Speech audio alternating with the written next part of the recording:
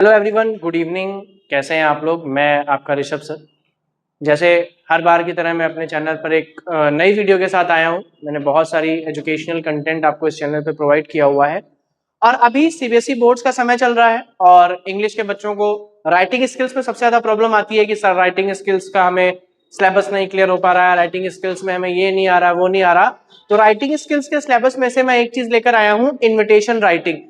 बहुत major part होता है और अक्सर करके हर सेट ऑफ पेपर में राइटिंग स्किल्स में इन्विटेशन का क्वेश्चन मिलता ही मिलता है। इन्विटेशन में आपका फॉर्मल इनफॉर्मल दो तरीके के इन्विटेशन, साथ में उनके रिप्लाईज, क्योंकि बहुत सारे क्वेश्चंस ऐसे आते हैं जिसमें इन्विटेशन का रिप्लाई भी पूछा जाता है।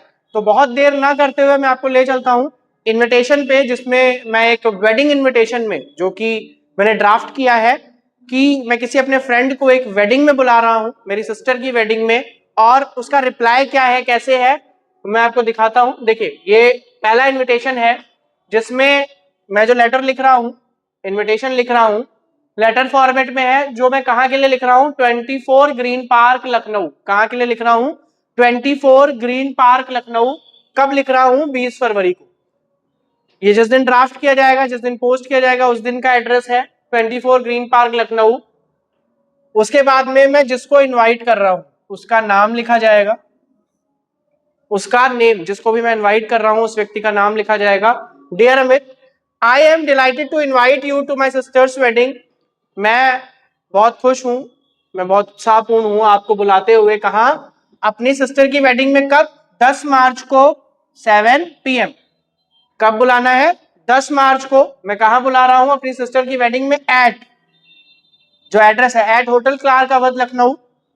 मैंने यहाँ पर बहुत शॉर्ट में लिखा हुआ है कि I am delighted to invite you to my sister's wedding on 10th March at 7 PM at Hotel Clarks Awadh Lucknow. Your presence will make my occasion more special for us. आपकी जो presence है वो मेरे इस occasion को और special बना देगी। Yours lovingly Rishabh. इसमें आपको सरनेम और ये कुछ भी लगाने की आवश्यकता नहीं है, क्योंकि आप अपने फ्रेंड को एक इनफॉर्मल इनविटेशन भेज रहे हो, तो जो सेट और अरेंजमेंट ऑफ वर्ड्स है उसका इफेक्ट जो है वो बहुत ज्यादा नहीं पड़ेगा।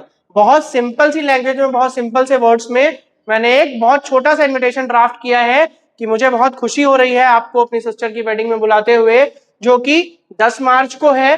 कहां पे है? होटल क्लार्क अवध में है, और आपकी जो प्रेजेंस है वो मेरे लिए बहुत ज्यादा स्पेशल है। इसी के साथ में, if that person is accepting my invitation. कभी कभी ऐसा होता है कि कुछ लोग उसका रिप्लाई करते हैं कि हाँ मैं आ जाऊंगा, या कोई रिप्लाई करता है कि किसी कारणवश मैं नहीं आ पाऊंगा। तो दोनों ही तरीके के रीजंस मैंने यहाँ पर ड्राफ्ट किए हुए हैं, जैसे formal reply for acceptance, formal reply for acceptance, accepting के लिए। तो सामने वाला जो व्यक्ति है अमित, जिनको मैंने बुलाया था, उन्होंने मुझे रिप्लाई किया है, dear Rishabh, thank you for inviting me, thank you for inviting me.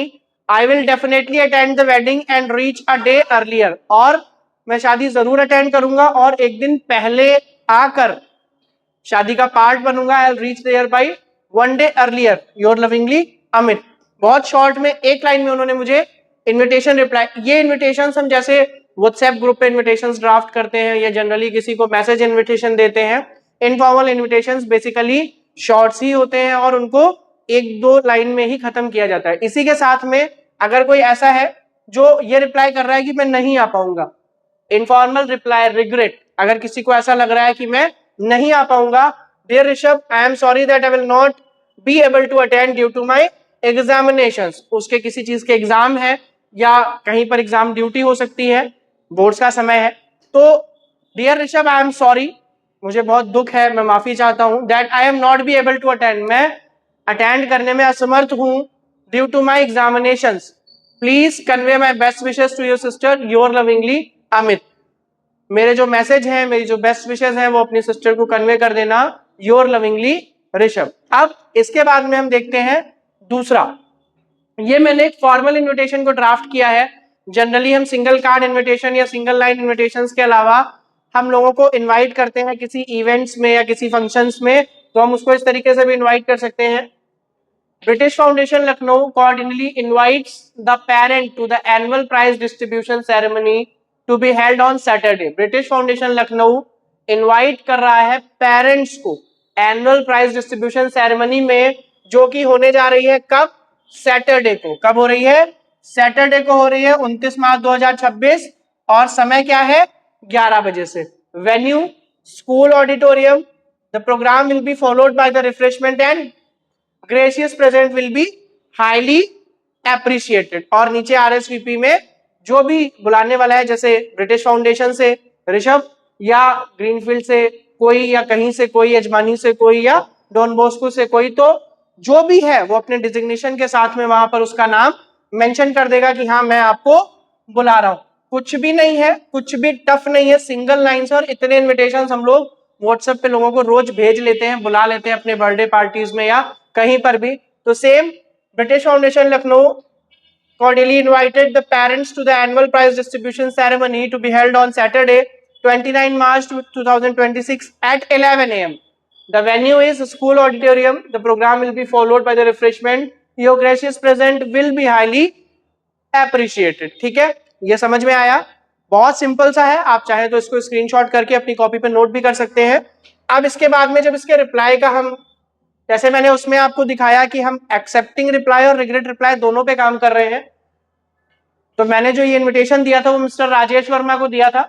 Mister Rajesh Verma, thanks the British foundation Lucknow for the kind invitation and will be please to attend the function. ये उनका रिप्लाई है। Mister Rajesh Verma thanks the British foundation. Mister Rajesh Verma British foundation को thanks कर रहे हैं for the kind invitation and will be please to attend the function, और वो function का पार्ट भी जरूर बनेंगे। इसी जगह पर अगर वो आने में असमर्थ हैं, Mr. Rajesh Verma thanked British Foundation Lucknow for the invitation, but regret his inability to attend due to the prior official commitments।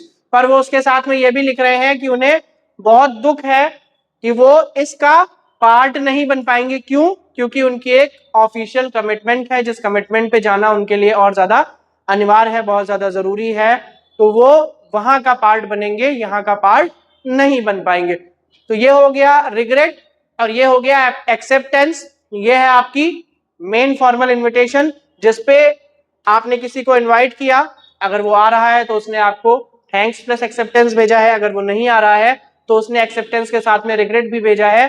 आपको भी अगर कोई इस तरीके की एप्लीकेशन को ड्राफ्ट, इनफॉर्मल और फॉर्मल इन्विटेशंस को ड्राफ्ट करना है, तो सेम इस तरीके से आप अपनी फॉर्मल और इनफॉर्मल इन्विटेशंस को ड्राफ्ट कर सकते हैं। और अगर किसी को किसी तरीके की प्रॉब्लम हो इन्विटेशन लिखने में या उसके रिप्लाईज लिखने में, तो वो कमेंट बॉक्स में पूछ भी सकता है। Thank you.